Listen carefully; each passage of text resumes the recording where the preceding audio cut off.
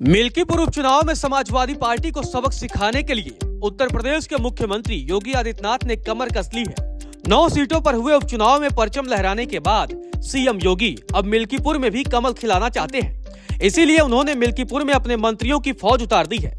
Samajwadi party की PDA का जवाब देने के लिए योगी ने मंत्रियों को जातीय समीकरण की तरह भी सेट कर दिया है, जिससे हर एक जाति में वोट हासिल किया जा सके। दरअसल सीएम योगी जानते हैं कि मिल्कीपुर जीतने के लिए लोकसभा चुनाव वाली गलती से बचना होगा।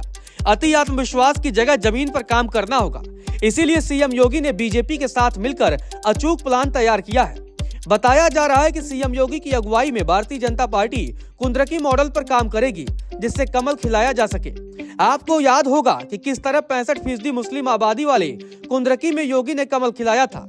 अब उसी मॉडल के सहारे मिल्कीपुर फतेह करने का भी भारतीय जनता पार्टी प्लान तैयार कर रही है। मुख्यमंत्री योगी आदित्यनाथ ने तो खुद कमान संभाली है।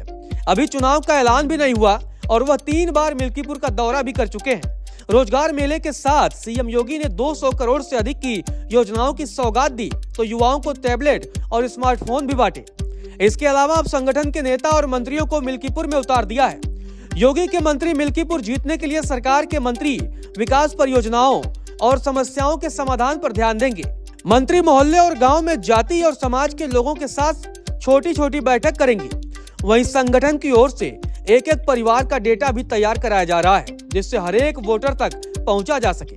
दरअसल मिल्कीपुर जीतने के लिए सीएम योगी कोई कोर कसर नहीं छोड़ना चाहते हैं। गौरतलब है, लोकसभा चुनाव के दौरान समाजवादी पार्टी के अवधेश प्रसाद ने किस तरह भारतीय जनता पार्टी को हरा दिया था, जिसके बाद से अखिलेश यादव और अवधेश प्रसाद को हर बार आगे कर देते हैं। लेकिन अब बीजेपी भी सपा को उसकी दवाई पिलाने के मूड में है।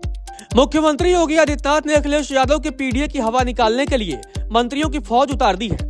कृषि मंत्री सूर्य प्रताप शाही अयोध्या जिले के प्रभारी मंत्री हैं। ऐसे में वह ठाकुर वोटरों के बीच पैठ बनाएंगे, साथ ही योजनाओं की जानकारी लोगों को देंगे। तो सीएम योगी के सबसे करीबी मंत्री स्वतंत्र देव सिंह कुर्मी वोट बैंक में सेंध लगाएंगे और मतदाताओं को बीजेपी के पक्ष में वोट करने के लिए प्रेरित करेंगे। इसके अलावा यादव मतदाताओं के लिए योगी ने अपने मंत्री गिरीश यादव को उतार दिया है। ठाकुर वोट बैंक के लिए जेपीएस राठौर को उतारा गया है। जेपीएस को चुनावी मैनेजमेंट में माहिर माना जाता है। ब्राह्मण वोट बैंक के लिए सीएम योगी ने मंत्री सतीश शर्मा को तैनात किया है। इसके अलावा मयंकेश्वर सिंह पहले से ही मिल्कीपुर में डेरा जमाए हुए हैं। बताया जा रहा है कि बीजेपी मिल्कीपुर में पासी उम्मीदवार को चुनावी मैदान में उतार सकती है। आपको बता दें, अवधेश प्रसाद भी पासी समाज से आते हैं और मिल्कीपुर में उनके बेटे अजीत प्रसाद ही समाजवादी पार्टी के उम्मीदवार हो सकते हैं। ऐसे में अगर बीजेपी पासी उम्मीदवार को चुनावी मैदान में उतार देती है तो अवधेश प्रसाद फंस जाएंगे, समाजवादी पार्टी की मुसीबतें बढ़ जाएंगी। अखिलेश यादव अपने ही पीडीए में फंस जाएंगे, क्योंकि बीजेपी का पासी उम्मीदवार पासी वोट बैंक में सेंध लगाएगा तो अन्य मंत्री अन्य जातियों का वोट बैंक बीजेपी की तरफ मोड़ देंगे। ऐसे में बीजेपी की राह आसान हो जाएगी।